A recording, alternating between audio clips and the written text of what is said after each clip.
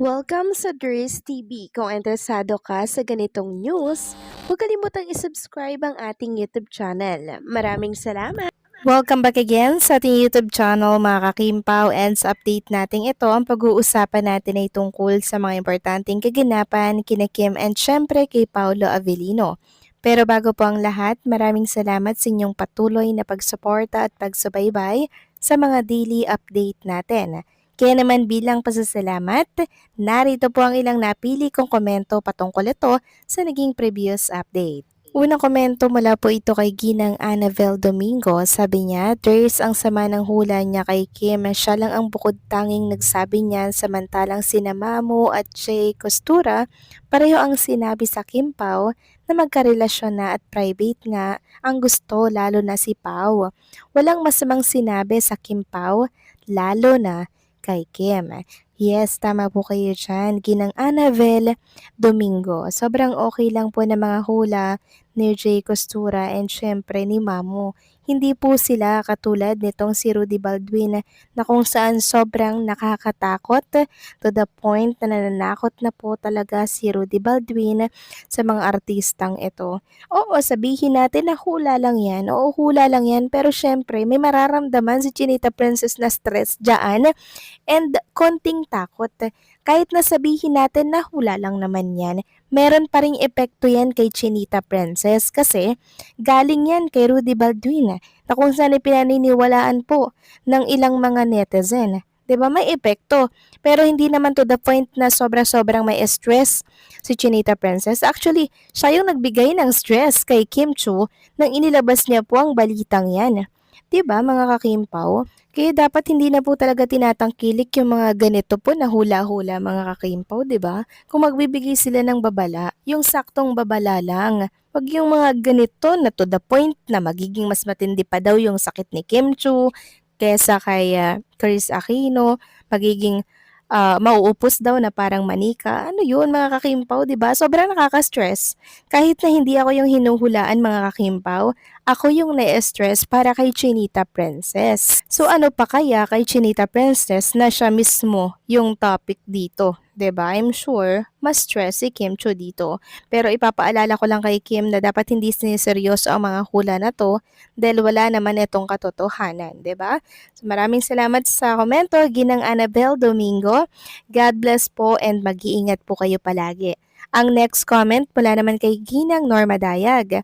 Sabi niya, "Good AM Durs TV, baka yung hula ni Rudy B ay paying niya para yung mga mayayaman na fans ay bibilib sa kanya at magtatanong ng dasal para pangontra sa dasal. But God is much powerful than that hula or RV. Baka Canivans pa sila ni Audrey Diaz na magpapakawala ng dasal na pangontra sa hula at may dasal na pangontra at ititinda sa mayayaman na fans ng Kim Pao. There's our constant fervent prayers na kontrahin ang hula ni RB ay kaming mga seniors ay di kami magbabago. Diyos lang ang nakakaalam sa lahat ng mangyayari sa buhay ng tao. Siya ang Alpha at Omega. God bless them both. So with their legit vloggers, fans, family seniors, and Aki. Yes, very well said, Ginang Norma Dayag. Siya ang Alpha at Omega. Si Jesus, no? Siya po ang tunay na nakakaalam ng magiging kapalaran po natin. Kaya ipag-pray natin si Kim and Paula Avellino na hindi mangyari ito sa kanila, 'di ba?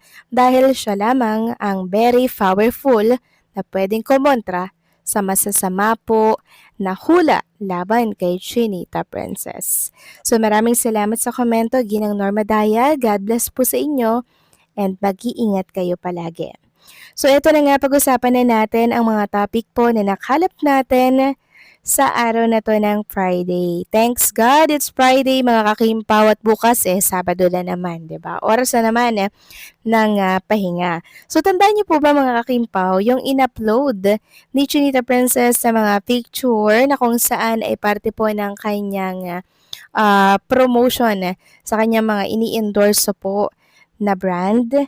like Hyundai, 'di ba? Kagabi nag-post po siya ng picture na kung saan makikita nga doon, 'di ba, na nagda-drive po siya ng Hyundai Stargazer ba 'yon mga kakimpaw. Tapos nakita natin doon yung picture ni Kim na parang nagpi-picnic, nakahiga po siya sa hulihan, 'di ba, ng Stargazer na Hyundai. And apparently nagse-cellphone, may pagkain, may food. So parang ang tema nagpi-picnic siya, 'di ba?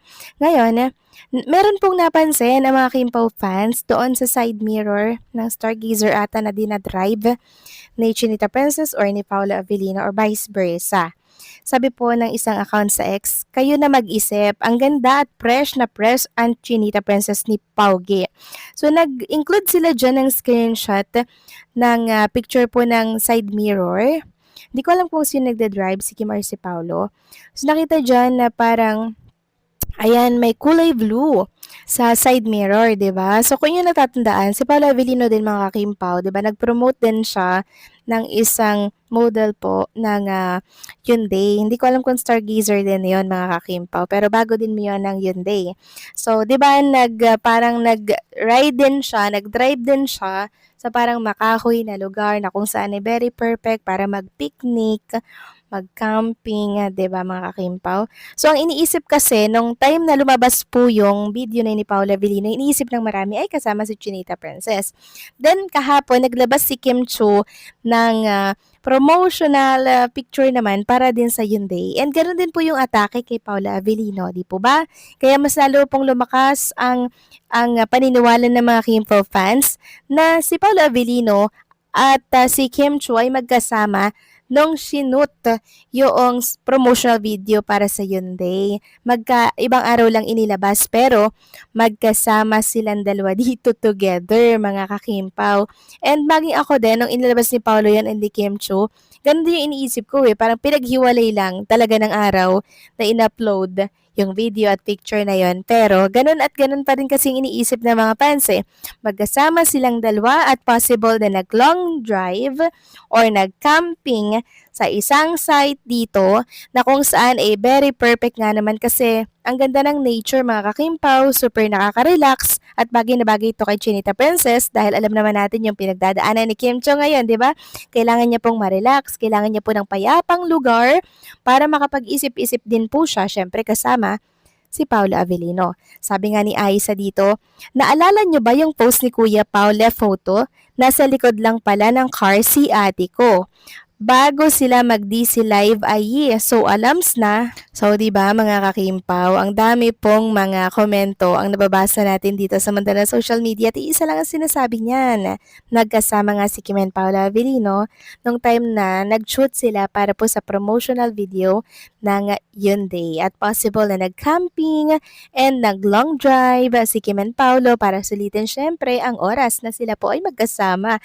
So sobrang saya nun mga kakimpaw and syempre sobrang nagiging panatag tayo dahil sa mga picture at video na lumalabas ngayon sa mundo ng social media, di ba? So kayo ba mga kakimpaw, ano po ang reaction nyo dito?